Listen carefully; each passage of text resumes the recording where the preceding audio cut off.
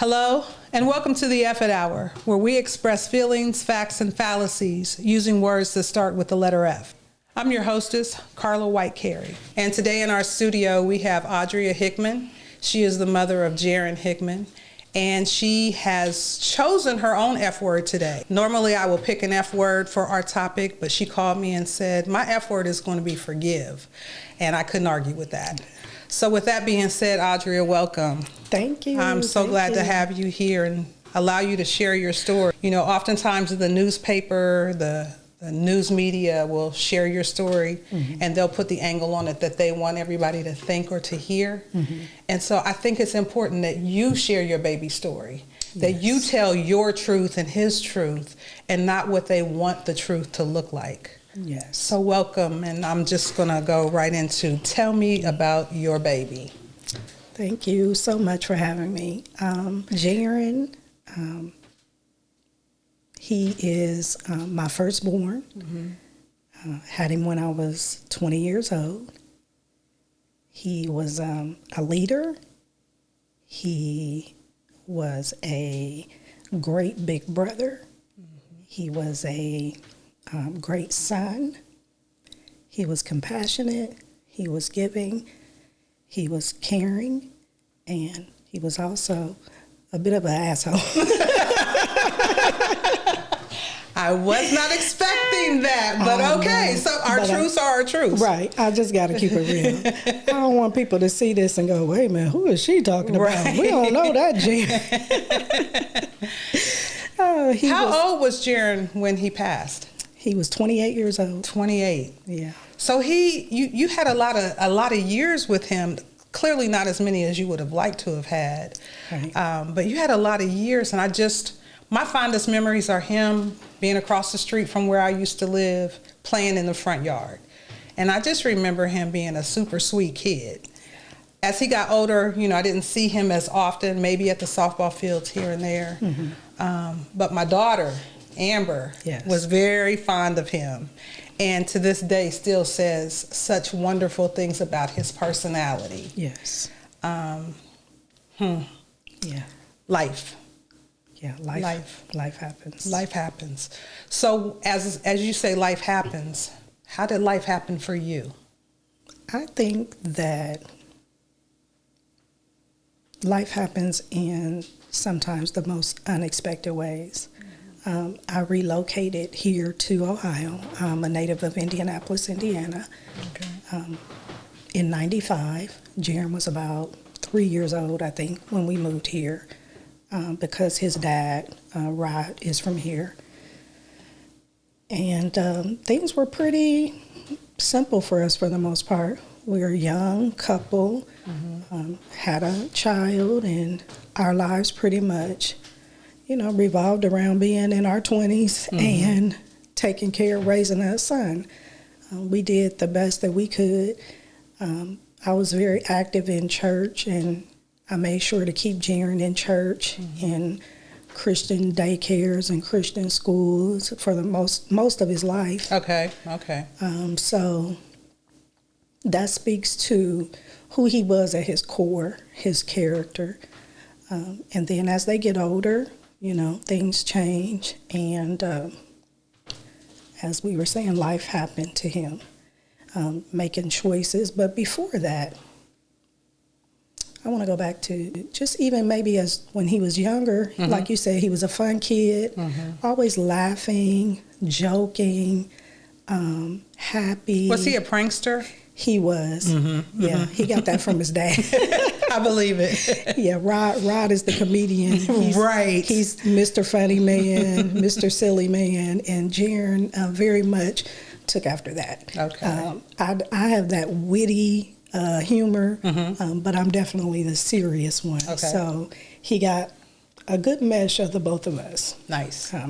But when Jaron knew you, or he loved you, or had any type of relationship with you, that's one of the primary things that most people say about Jaron. Everybody talks about how funny he was, how he was just so crazy. And the things that he did that just would bring joy, you know. What kind of student was he in school?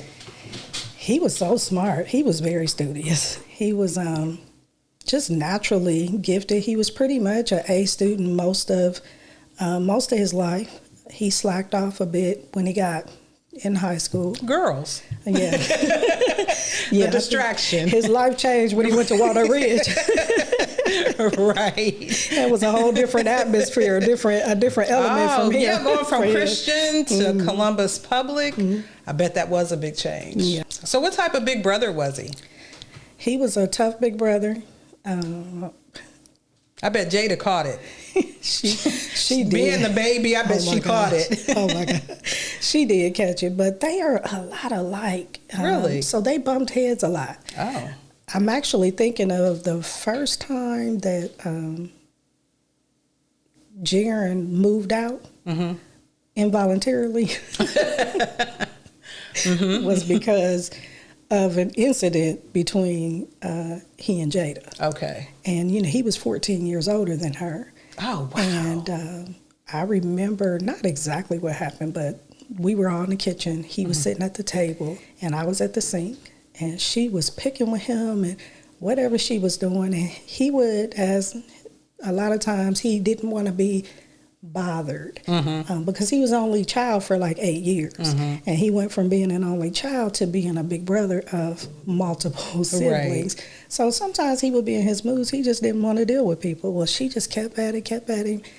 And I don't know if he pushed her or what he did, like leave me alone and sent her flying across the floor. And all hell broke loose. At the end of the day, I had to check him and tell him, like, you're almost old enough to be her dad. Like, why would you do that? He's like, well, you're just letting her pick on me and you're not doing anything. And long story short, I ended up telling him, if you don't want to abide by the rules, you have to go. And he thought at that age, well, okay. And he moved out. He ended up coming back maybe a few weeks later, and he apologized. He said, I love you, and I'm sorry, and you were right. He said you were right? Yeah, he did. How often do we hear that as a parent? Yeah. How humble. I like that. I like that a lot. Now, he didn't come back at that time. Okay. He did end up staying with a close friend until that mom got tired of the both of them, and then they got an apartment, their first apartment. Oh, good for him. Good for him. So I'm going to fast forward just a little bit. Him being 21 and grown and able to make his own decisions. What were his choices like then? Jaron was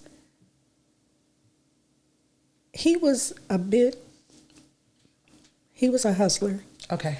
In terms of he had heart. He wanted to do something with his life. He wanted to, be better than what he has seen growing up.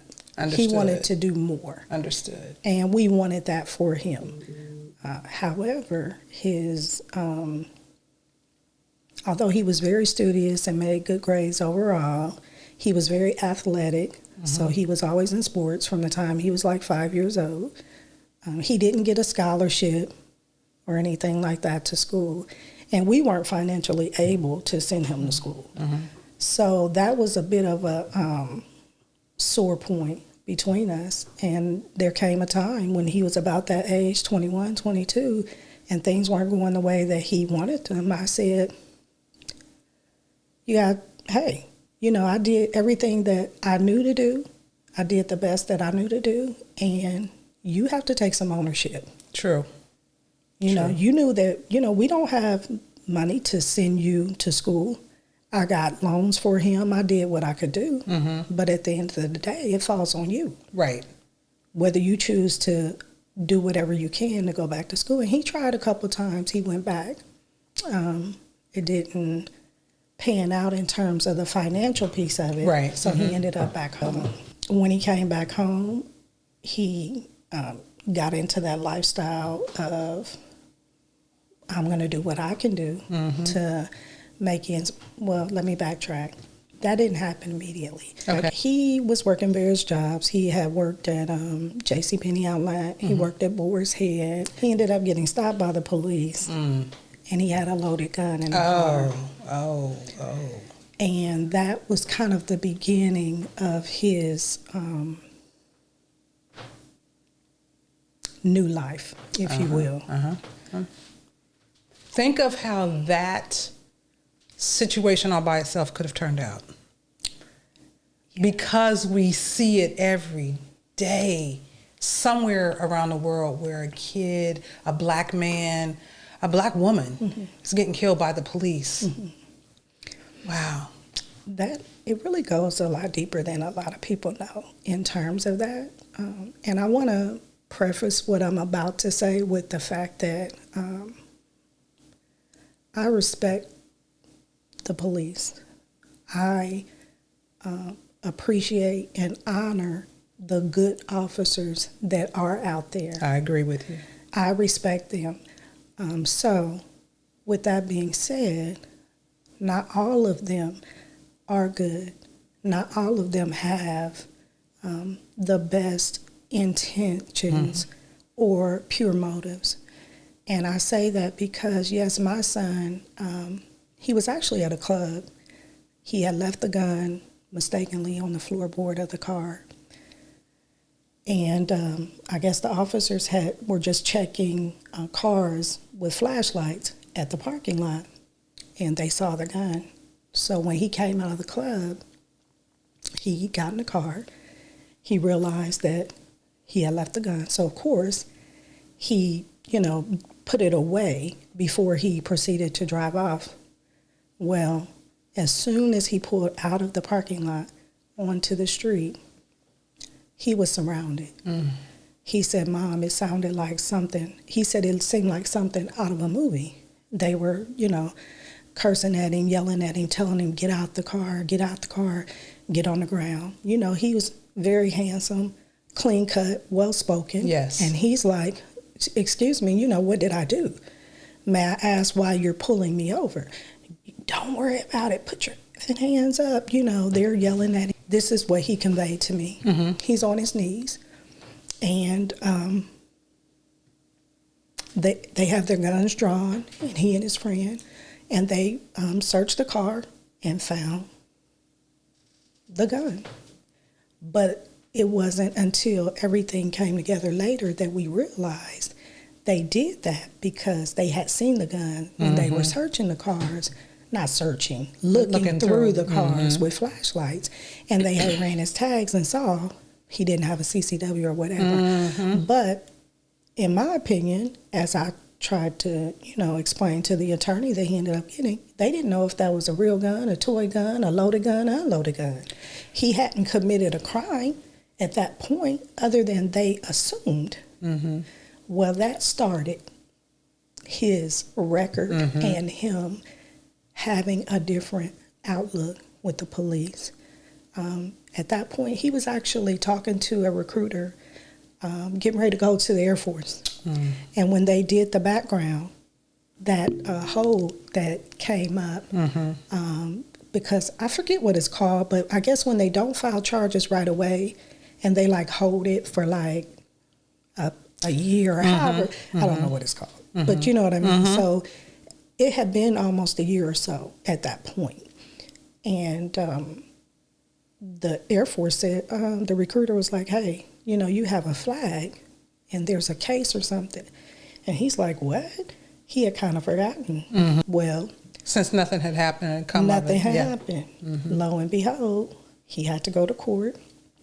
We tried to get them to do diversion. We tried everything because they had said he cannot plead it down, nothing but a not guilty, or the case not going forward would be the only thing that would allow him to be accepted. Okay, so here's where I get confused because Ohio is an open carry state.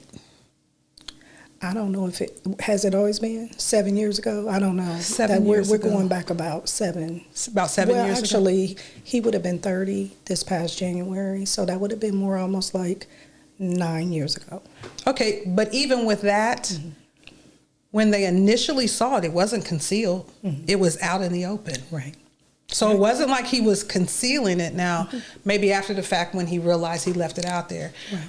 it's the word games to me that are always played, especially when it comes to our babies. Yes, yes. Okay, I didn't mean to interrupt you. I just wanted to know that piece. And the prosecutors, they spoke with Jaron and his attorney. He had hired an attorney. And I'm like, that was private property that he was parked on. He wasn't committing a crime at the time. He hadn't done anything that what was your reason for stopping him? You violated his civil rights by searching his vehicle. And they, of course, said, no, we had the right to. And I said, okay, so we fought it. We didn't win in the sense that the prosecutor just refused. He would not give in and just we said he's going to the military. He has an opportunity to change his life and turn this around. If you guys just don't move forward. And he just refused. Man. And I told them, I said, I want my son to get the deal that your son would get. Absolutely. And those were my words to both my son's attorney and to the prosecutor. That's so true. Everyone makes mistakes. He's young. Right. And again, it wasn't like was out, like he had robbed someone or was in, doing something at that time. He was just at a club. He was at a club. And I understand. I don't want to have to understand, but in today's day, we almost have to understand that even the good kids are scared and feel they need to protect themselves. Yes. Because you can't even go get gas now without feeling the threat of your life being placed in somebody else's hands. Yeah. So not excusing, I don't want to make an excuse for him, but I'm going to say I do understand. I really and truly do. And that's why I said I want to preface what I was saying.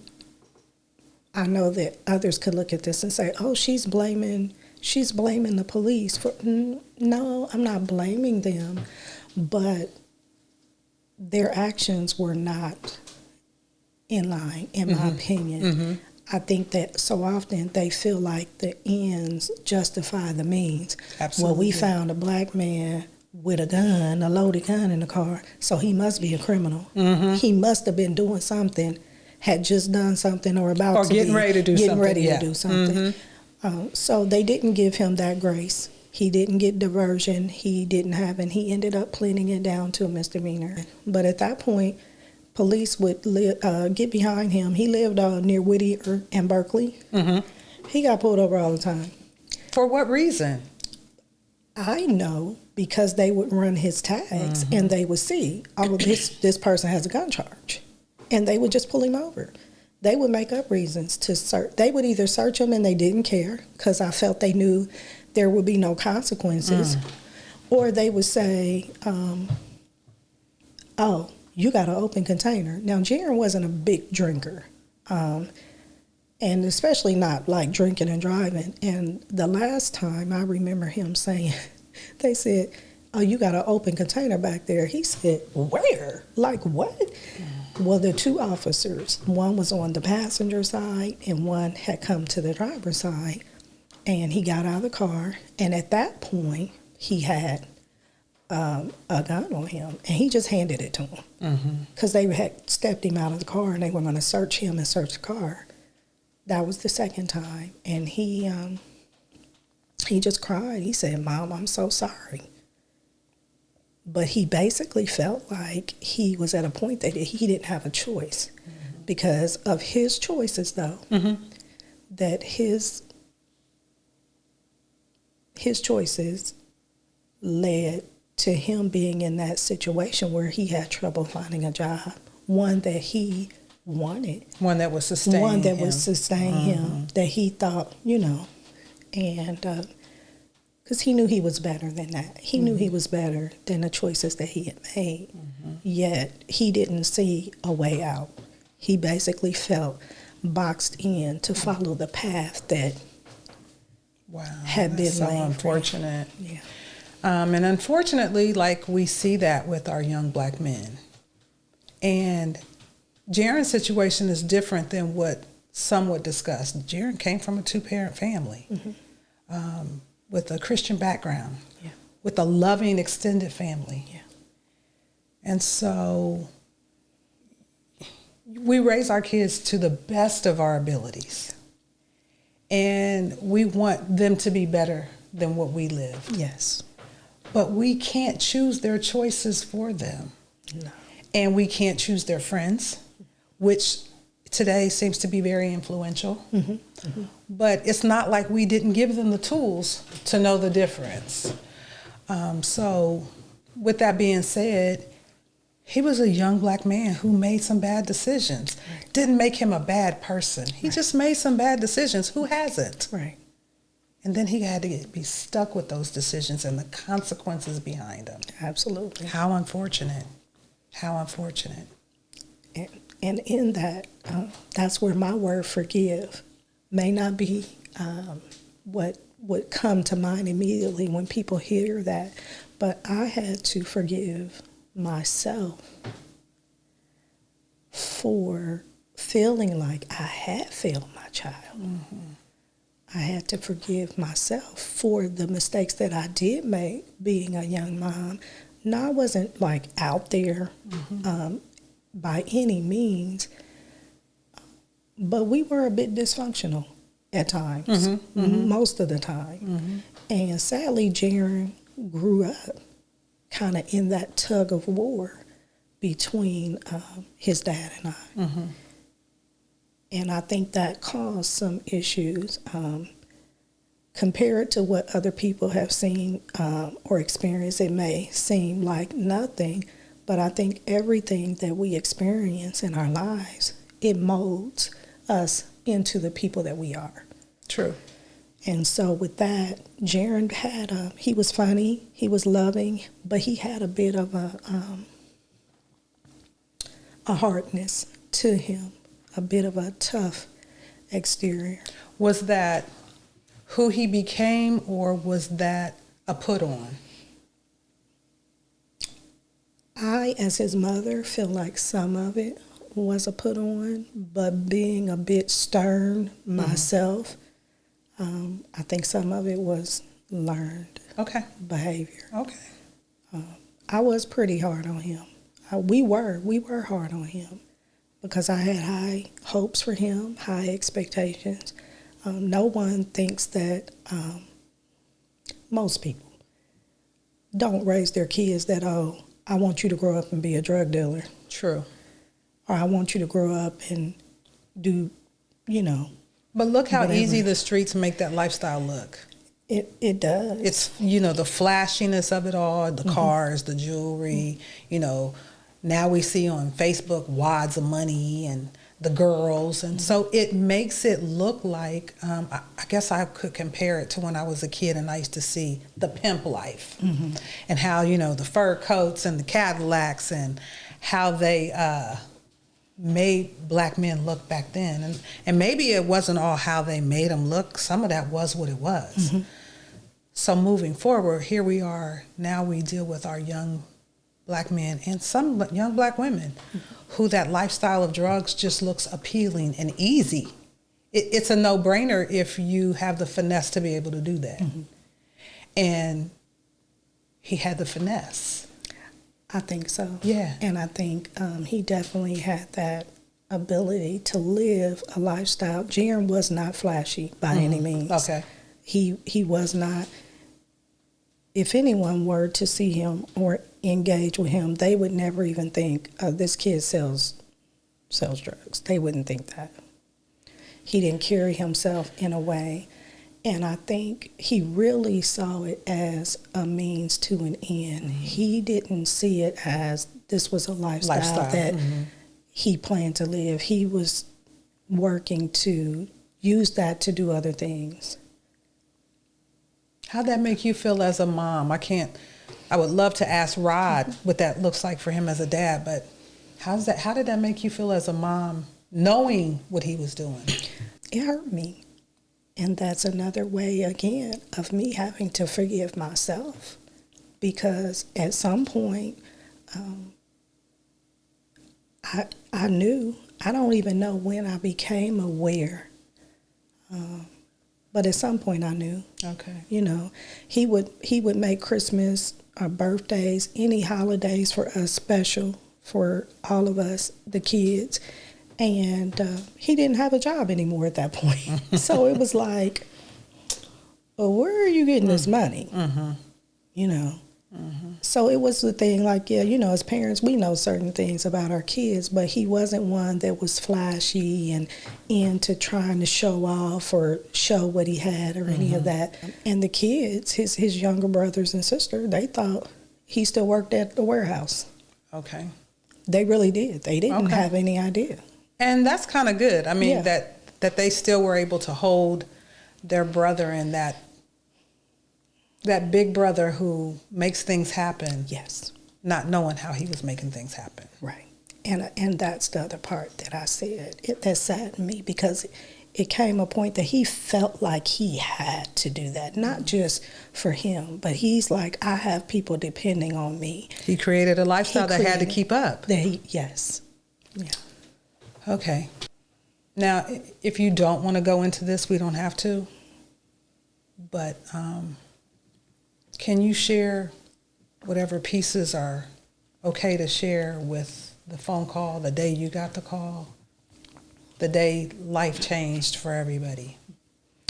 So I was April 17th. I was at Sam's Club, one of my favorite places, which it shouldn't be, I don't know. So I was at Sam's Club with a girlfriend, and she had driven. And I got a call from his best friend, and he's like, hey, Mom, have you talked to Jaron? And I'm like, no. And I'll backtrack to this. I said, no, I haven't talked to him. You know, what's going on? He said, I see his car. I'm on my way home. I see this car in this lot at Dollar General. And there's police, you know, all around it and crime scene tape. And I know that that's Jaron's car. And he's not answering. He never not calls me back. And he said, well, can you look on your phone? Because Jaron still always shared his, you know, location. Well, through our phone plan, I was able to go on there and look and see. And I said, yeah, he's in that area, it's showing that he's in that area. But as he told me that, just something in me, I just knew. And I was weak, like I literally like almost collapsed on the floor in Sam's Club. I was like sitting on the bar in front of the refrigerated area, and I was just shaking so badly and trying to call Jaron and, you know, not getting an answer, obviously. So we hurried up and checked out and went over to the location. And, you know, the sheriffs were there, police car. It was a crime scene. And they wouldn't really tell us anything because they didn't know who we were. And a part of me was still hoping that Jaron was okay and that he was, because they said that someone had been taken to the hospital, that multiple people were shot, and they wouldn't tell us anything. I said, okay. So we, you know, got in our cars and we went to the hospital. And I'm just feeling just really somber. They have us go into the chapel room. And we sit there and sit there and sit there. And the detective comes in. And he, I think he tells us he's a detective. And he starts asking us questions and saying, you know, did we know what Jaron, where he worked and what he did? And he was asking us things like he was investigating. And then he says, your son didn't make it. And it was just like the life had been sucked out of me. And I'm like, what? Now, mind you, at Sam's, I just had that just feeling just from his friend calling me, telling me that he saw the car and it was a crime scene. And, you know, we were hoping, Jaron being the super man, you know, that he is, that maybe he was handcuffed and had already been taken away in a police car.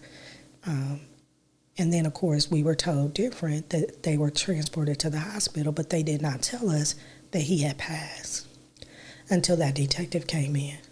But my issue with that was he was asking us questions and telling us things like, the first thing out of your mouth should have been that our loved one was gone. Right.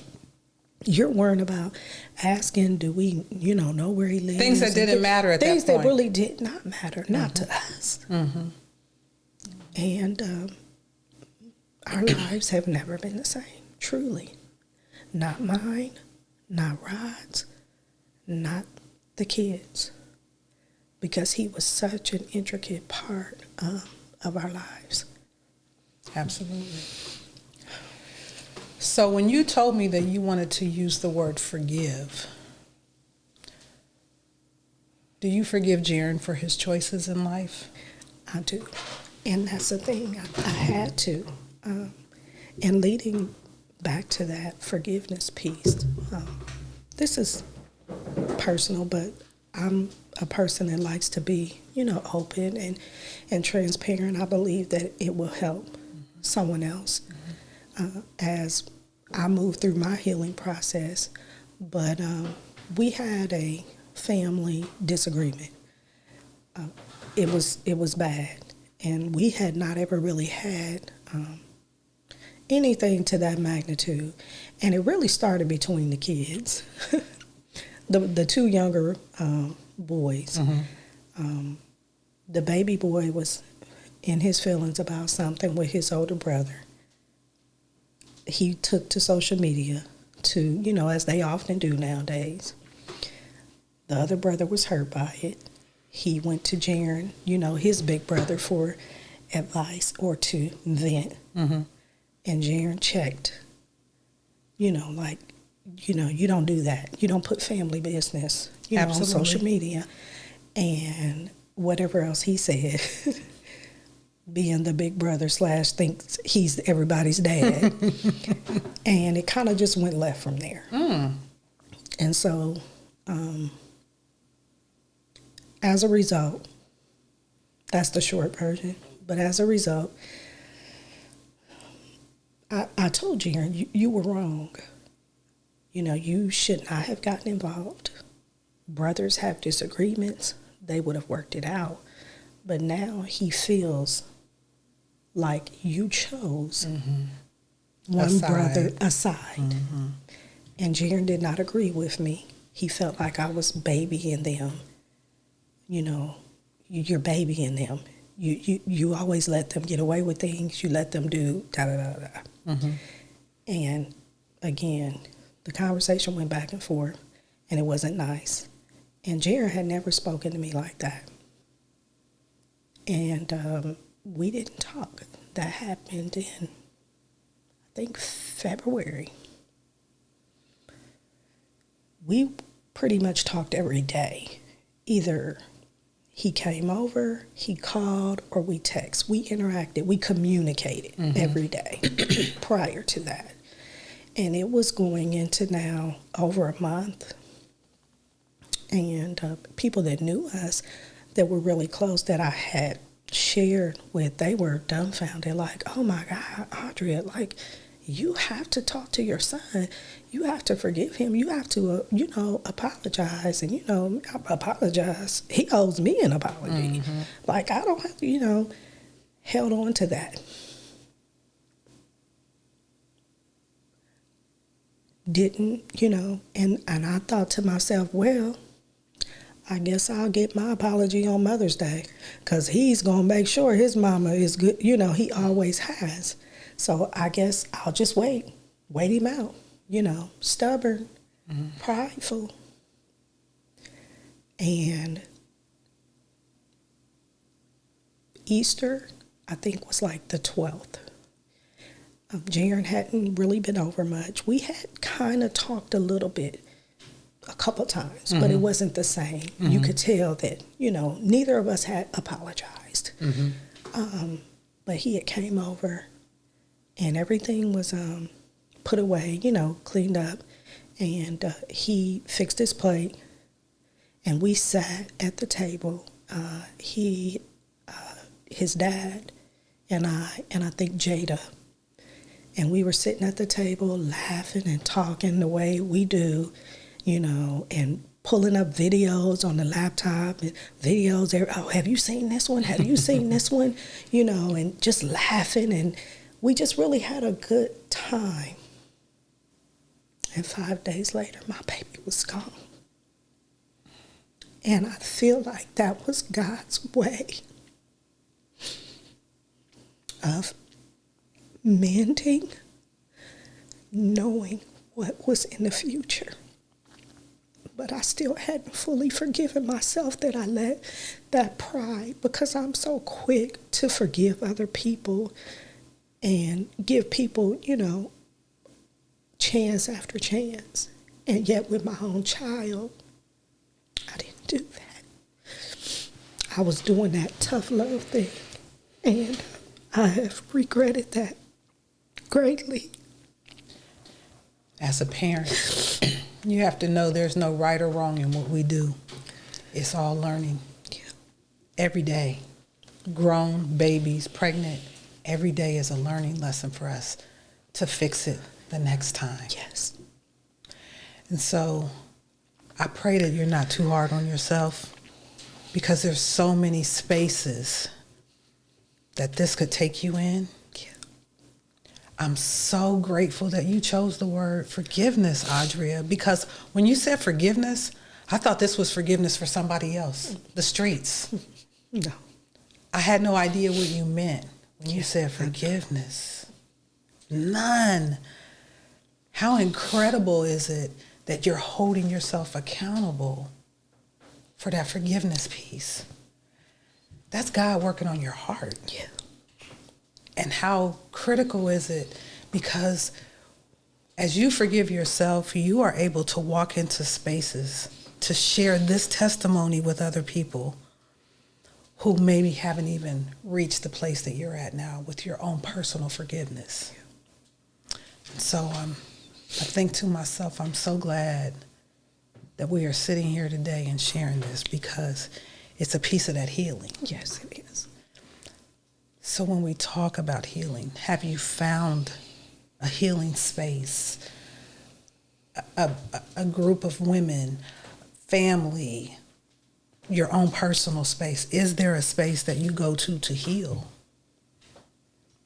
So there are a couple of groups. Mothers of Murdered Columbus Children, founded by Melissa Thomas St. Clair and Carla Harris. That is an organization that I have recently become involved with. And I have a servant's heart, so I love that opportunity to just be able to serve and do something.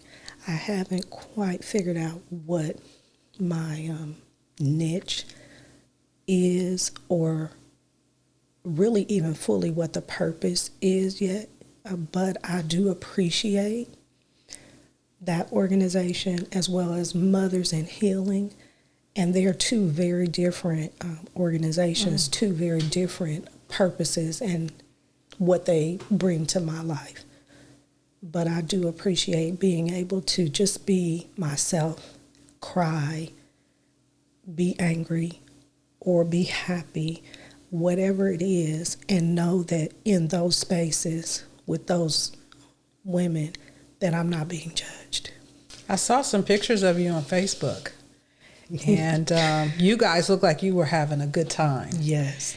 And it did my heart good to see all of these mothers who have suffered the same type of loss be able to share that space and smile and laugh and embrace each other. Yes. I'll tell you this, I have, for the last year or so, had one wish, one desire, and I know there are different types of situations, but at the end of the day, the end result is the same. And I've seen Adrienne Hood, who is the mother of Henry Green, on different platforms with Melissa. And I think it's a beautiful thing. I wish there was a piece, because you know, we hear a lot of the streets versus the police violence. Yes. And people treat it like it's so very different that there's no way to bring it together. But here's the piece that I see we bring together. All of you mothers have suffered a loss. Yes. The pain is the same. Yes. I don't care if it's the streets or the police that kill your baby. The pain is the same. Yes. And how beautiful it would be if there was simply a healing space where you guys could all come together. And I understand that, you know, with the police, that's who you guys depend on to solve your cases. Yes. Whereas on the other side, we already know who did it. And we know they're not going to serve any time in most cases. So I understand the vast difference between the two. But I also understand the common ground that a loss is a loss. But the boots on the ground, y'all serious. Yeah. I've seen some of the rallies and the things that you guys have done. And I'm so proud of the work that you guys are doing. I don't know how we get that message out to the ones that need to hear it, the ones that are committing the crimes. Because with every loss, it's not just the mother and the father that lose. It's the siblings. Yes. It's friends. It's extended family members. Absolutely. And Columbus has suffered a lot over the last few years. Last year was ridiculously, you know, record-breaking numbers. Right. And I've seen where people were putting, you know, the 2 babies that were lost last year. Yeah. And, you know, I've seen people on Facebook say, well, where are all of you Black Lives Matter people? Well, let's be clear. Black Lives Matter don't even come together for the police involved shootings. Black Lives Matter truly, in my opinion, is a totally different entity, and I won't go into that. But I want to say this. I think that whether it's the police or the streets, we could all come together to stop the violence. I agree. So what is your part? I know you said you haven't found your niche, you haven't found your purpose. But I know that you're not just in this space just because. God didn't bring you here just because. So there is a purpose and a reason for you to do whatever it is he's charged you to do. Yeah. I can't wait to see what that is, because I know it's going to be some amazing work, because I've known you for a very, very long time. Yeah. Not intimately like this. Yes. But I've been watching you, and I'm watching how you're moving. What does this look like for your babies? Is there a space for them to heal? How do they maneuver through the loss of their big brother? And honestly, I think that that's one of the things, because right now I feel like we're still in survival mode. We're surviving. Like life is kind of mundane right now.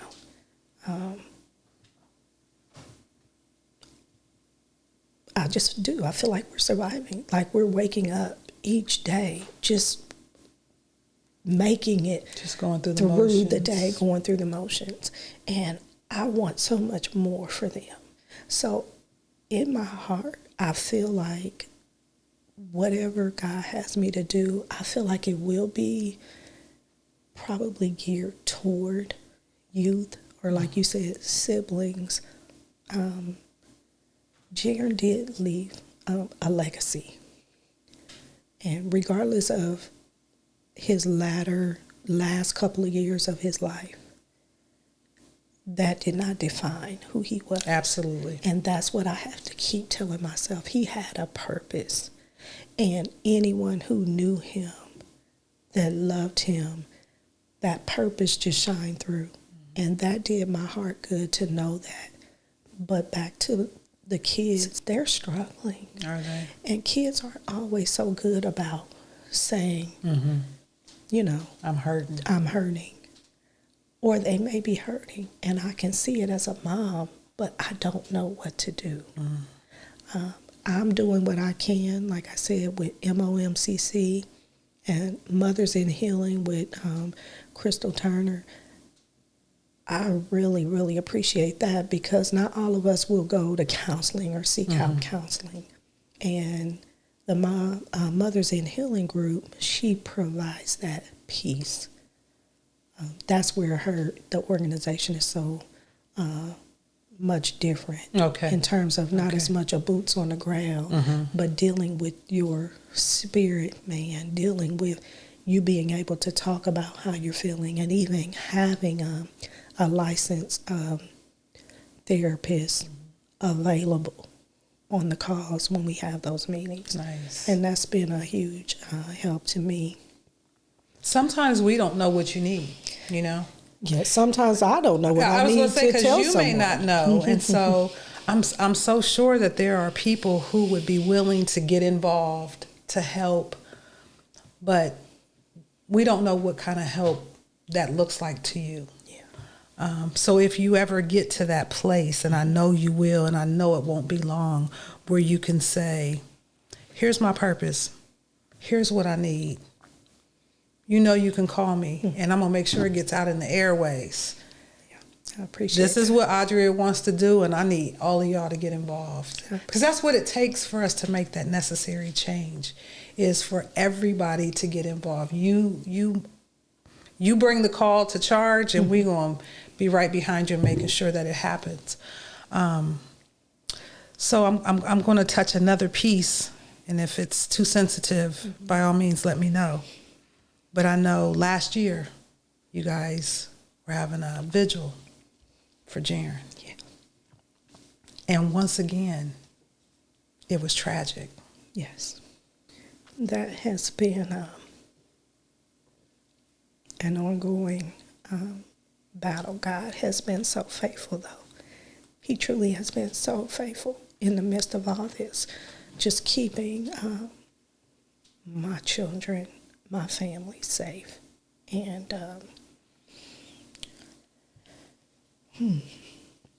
it's okay.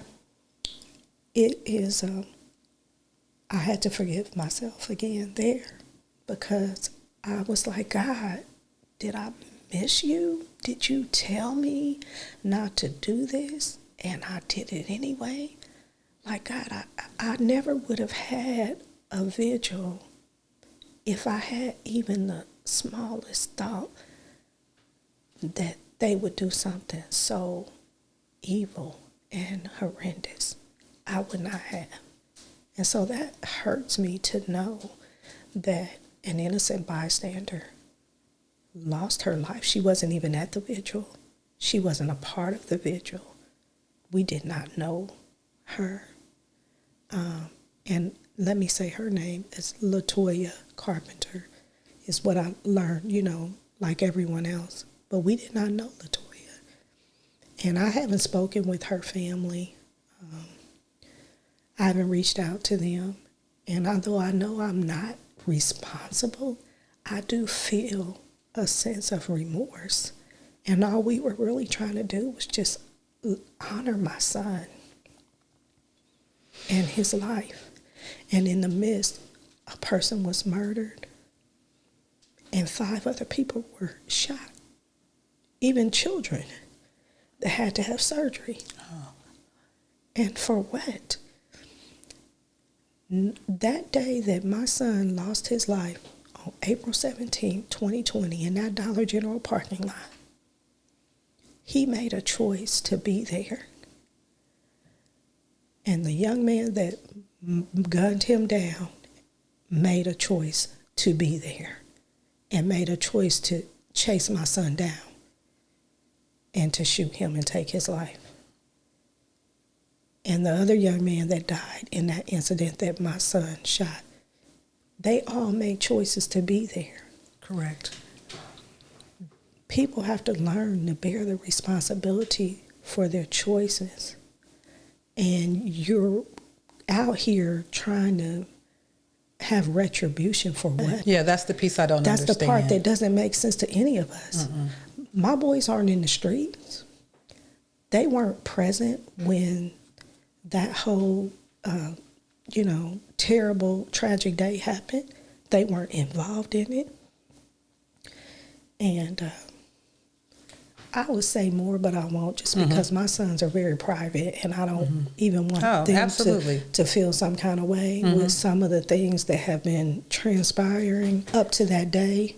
But I still never thought that they would have the audacity to do something so terrible. Yeah. And it does. It just breaks my heart. So in the process of you going through all of this, have you spoken to any of the witnesses? Has anyone told you what they may have seen transpire in that parking lot that day? The day after, so not the vigil shooting, Right. but the initial incident where Jan was murdered. The day after that happened, we went to the site and had a vigil, a prayer, candlelight vigil. And there was one of the workers from the Dollar General, I don't remember the lady's name, but she came up to me and she just cried. She just cried so hard and was hugging me and apologizing that she wasn't able to do more. And she just shared with me the little bit that, that she had seen, because she was out, I guess, maybe taking a smoke break. And she had seen Jaron get into the back seat of the car. They heard gunshots, and she saw Jaron running through the parking lot, and the young man that murdered him chasing him. That's pretty much it. Okay. Anything else? You know how I always say the streets talk to everybody but the police. True, very true. I haven't coined that yet, but That's a nice phrase, though. I agree. But I do. I say the streets talk. They talk to everybody but the police, and so. Is anybody in custody? Have they arrested anybody for? So there were 3 people present that day. Okay. 2 of them are deceased, and that's my son Jaron and the other young man Quincy. That is, to my understanding, Jaron shot him. Jaron was shot. Jaron shot him, and then Jaron jumped out of the car. Another man chased him. So that young man was apprehended that day. Okay.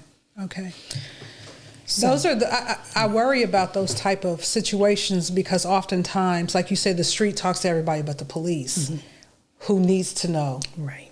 And unfortunately, that's why so many of these cases are not solved, because people are afraid to talk. And then you have families like yourself who are saying, just say something. Right. So fortunately, you didn't have to worry about that piece of the process. Right.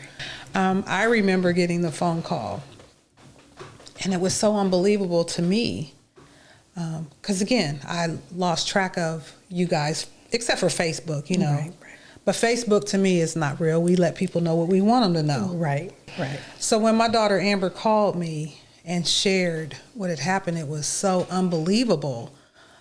I didn't know Jaron as an adult for the most part, and could not begin to imagine. And you want to reach out to people, but everybody else is reaching out, and it's so overwhelming. Yeah. And so all I could do was say, let them know, hug her for me, hug Rod, let them know I'm praying for them. Because I know you guys were surrounded with family and loved ones and all of that. And it's so hard to compute what just took place. Right. The last thing you want is somebody else in your face asking questions. Well, what happened? Because whether we being nosy or we're caring, it's hard to not say, well, oh my goodness, what happened? Right. But those weren't the right questions to ask at that time. So I just simply said, hug them up for me. Let them know I'm there. Where do we as a community go from here? You're a part of these 2 organizations. Like you said, one boots on the ground and one is a healing space.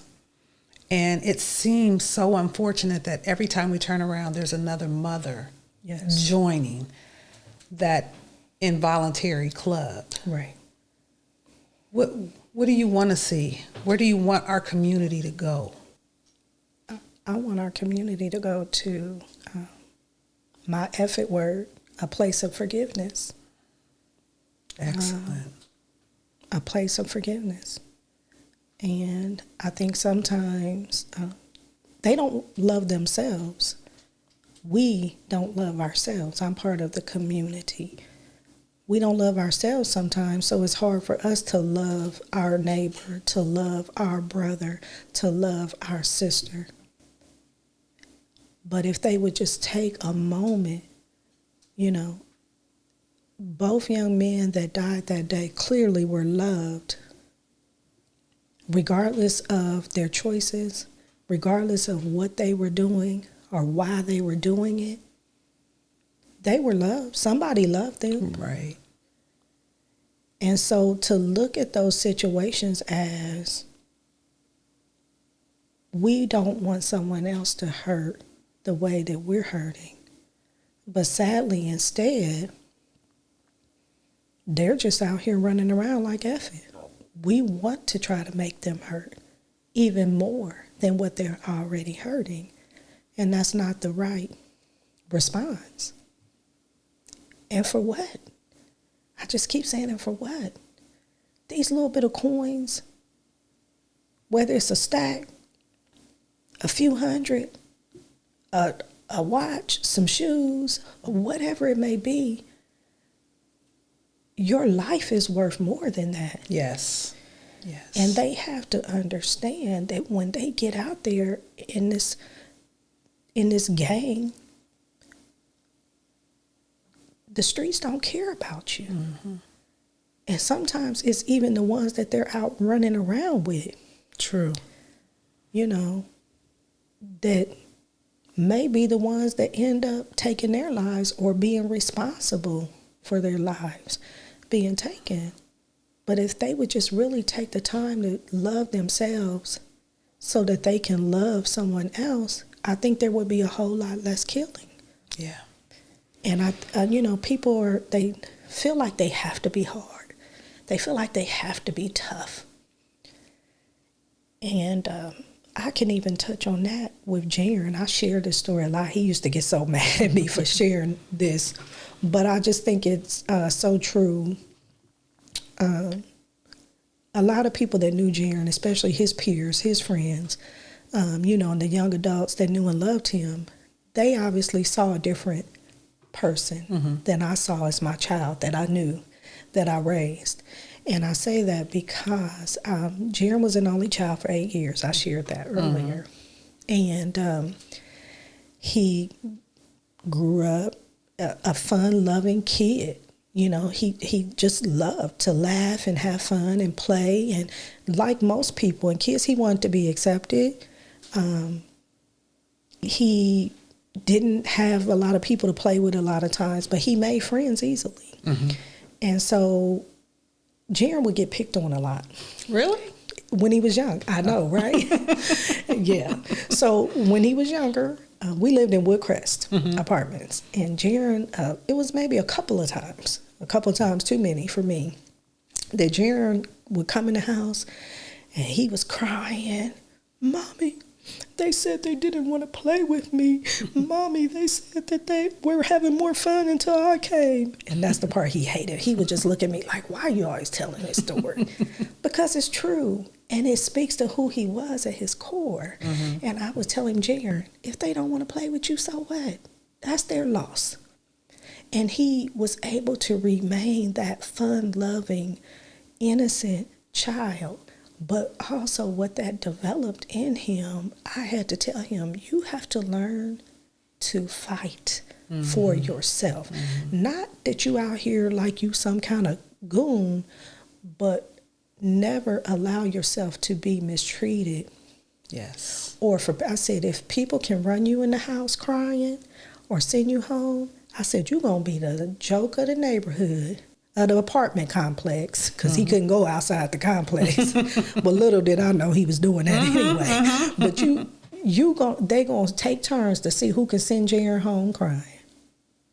And that was the last time that I really had to have that conversation with him. And I wiped his tears, and I was crying with him at that point, because he was only like 7 or 7 years old. And when your baby hurts, you hurt. And when your baby hurts, you hurt. But I had to tell him, that's not who we are. You can't let anyone bully you. That's the word I was looking for. You can't let anyone bully you. because bullies will keep coming back. Absolutely. Until they feel like they've taken everything from you. So never let someone bully you. So in that lesson, that's why Jaron was such an advocate for other people. And he would stand up for people and he would defend people because he grew up having to defend himself, being an only child, and knowing that that wasn't it wasn't okay. He didn't feel okay about people being mistreated. And so with that being said, we birthed a monster. I mean, I'm laughing, but I'm, you know. And it's good to see you be able to laugh and be authentic and tell who Jaron, I don't like to say who he was because as long as people who loved him and were touched by him are still around, there's still pieces of Jaron around. So I'm going to say who Jaron continues to be through everybody else. Yes. What a blessing. Audrea, I am so grateful that we were able to sit and have this conversation. Me too.